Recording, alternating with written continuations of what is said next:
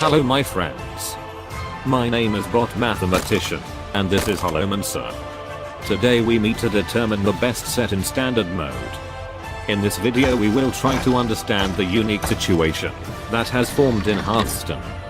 We also have recommendations for optimizing your collection. Is it worth buying packs? We will answer this question soon. This information will be useful for new, experienced, budget players and for players who pay for packs. It will also help you save time, gold and real money. With each expansion, 135 new cards are introduced into the game, forcing players to update their card collections. So, which Hearthstone packs should I buy? This is a very popular question that players ask. Unfortunately, there is no universal answer to this question. There are many important factors, such as if you are a new player or not, your pack history and the time before the next standard rotation. Also, a very important argument is the popularity and strength of the cards from the set. I have compiled a list, for the 7th time, of the most popular sets from standard mode. Every week I process the results of different meta reports, and calculate the popularity of decks, strong archetypes, and cards on the ladder, as well as the pack's popularity ratio. After the release of every new set, it's natural that other sets always lose their popularity. This time the Boomsday set most of all fell in popularity, and lost 10%. But unexpectedly this time some sets retained their popularity, and some even grew in popularity. For example, the Kobolds and Catacombs set has become the most popular in the game, overtaking even the Lasix set. This is all because old archetypes are stronger and more interesting than new ones. During this period we have a huge number of archetypes for each class, and this is very cool. But this means that new sets are not really needed for your collection, since they do not have a significant impact on variety in the metagame. This situation did not suit the developers, and we got a very big nerf for game balancing. Unfortunately, this situation has not fundamentally changed. The nerfs killed some popular archetypes and caused additional interest in the Hunter, but there was also a drop in interest in the new Rastakhan set. Hunter's high popularity is very radioactive and has a negative effect on the game. Almost every third player in the game is a Hunter. I believe that developers may announce a second nerf soon. Let's talk about each set in more detail. Basic spell cards remain a mainstay of the game. The importance of these cards is not affected by nerfs or new additions. Here are the top 5 most popular cards. Don't be surprised by the number of Hunter cards in this list or subsequent lists. Popularity of all basic cards in the metagame is still 14%. This percentage indicates the amount of use cards from this set have in the recent meta decks. 49% of all basic cards are used in the metagame. At 7th place is the Boomsday set. Over the past month, this set has experienced the most dramatic fall, and now it has the title of the most unpopular set in the game, with 7% popularity. This is a very sad result. Currently 64 out of the 135 cards introduced are being used in competitive play. This means that 47% of the cards are involved. This time we decided to give you even more useful information. On the screen you can see the number of cards that are distributed by rarity. Pay attention to epic and legendary cards. It shows the number of cards that have more than 1% popularity. For example, only 3 epic cards now have more than 1% popularity. The popularity of all legendary cards is 12%, 14 legendary cards are used with varying popularity. But only 10 of them have more than 1% popular.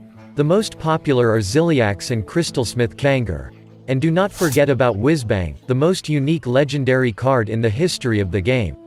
For technical reasons, it is impossible to determine the level of its popularity. But this card definitely remains a favorite for a large number of players.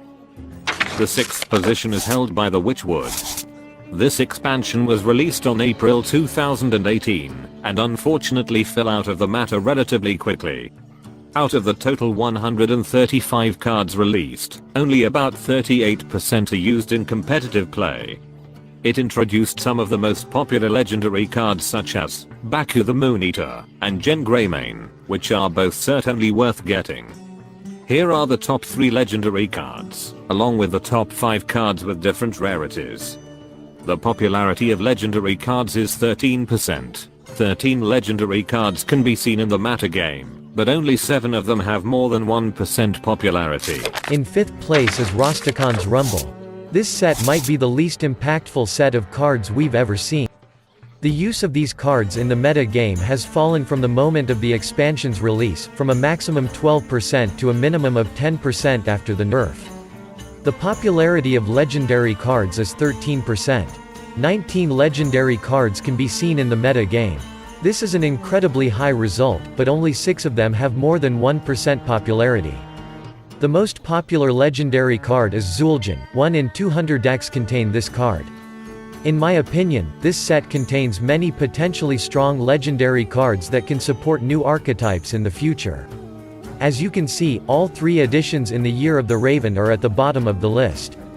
It can be concluded that these new sets have too little impact on the game, and the new cards and mechanics are not very interesting to Hearthstone players.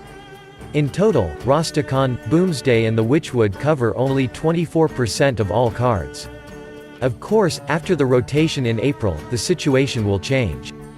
But I think it is not rational to invest resources in these sets at the moment. Let's take a quick look at the most popular sets. 4th place is held by Frozen Throne card packs. These can be extremely valuable, as the set makes up 11% of all cards used in the competitive game scene. This set offers the best value if you're looking for legendary cards. The popularity of its legendary cards is 25%, which is a high result. Here are the top 3 legendary cards. Most popular of them is Deathstalker Exa. Generally 12 legendary cards can be seen in the metagame that have more than 1% popularity. In spot 3 is Un'Goro. This expansion was released on April 2017, and still contains many valuable cards. In total, the set carries 57 cards that are seen in ranked play. The popularity of cards from Un'Goro has been very high since its release, but its popularity has fallen significantly due to the Boomsday Project's release. However, this set has now begun to return to its previous position. The largest downside of purchasing Un'Goro packs are the legendary minions, which aren't very good or popular at all. The overall popularity of the legendary cards in Un'Goro is only 7%. This is still the lowest rate for legendaries. In 2nd place is Kobolds. The Kobolds in Catacombs expansion has remained a popular and widely used set of cards. It was released on December 2017. In total, the set carries 76 cards that are seen in ranked play.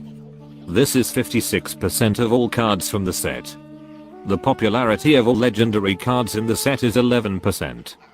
This is not the best indicator, but this set offers the best value if you're looking for really powerful epic cards. And finally, in 1st place is the Classic set.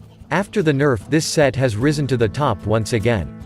The card set was released along with the game in March of 2014. 1 out of every 5 cards played in competitive matches come from this set alone. This is the core set of the game. The most popular legendary cards are still Leeroy and Thalnos. Now we can formulate several recommendations for you. If you're new to the game, you should always remember that Blizzard guarantees a legendary card in the first 10 packs that you open for a specific expansion. It's worth buying up to 10 of every card pack. Buy packs from the store one at a time, until you get a guaranteed legendary card.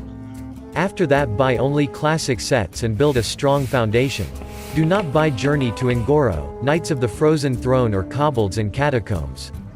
These sets are the most popular for now, but in April they will leave the standard mode and go to the wild format.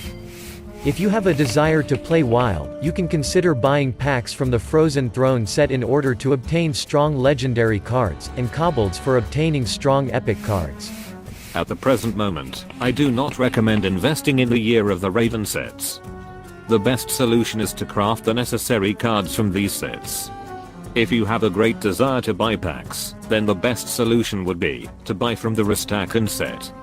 It is the most popular among the sets that will remain in the game in April. So what should I do with my resources? I have several options. Save your gold until the new expansion in April, or you can replenish your classic collection. Now is the moment to fill in the gaps.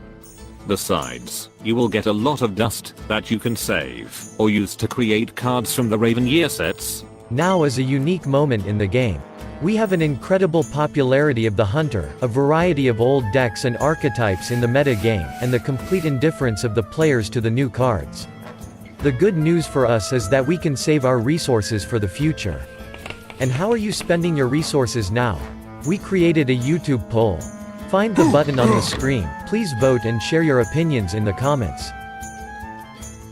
Alright, that's all for today. Thank you for being with us. And special thanks to Chris for text editing. We will meet in new videos. Good luck.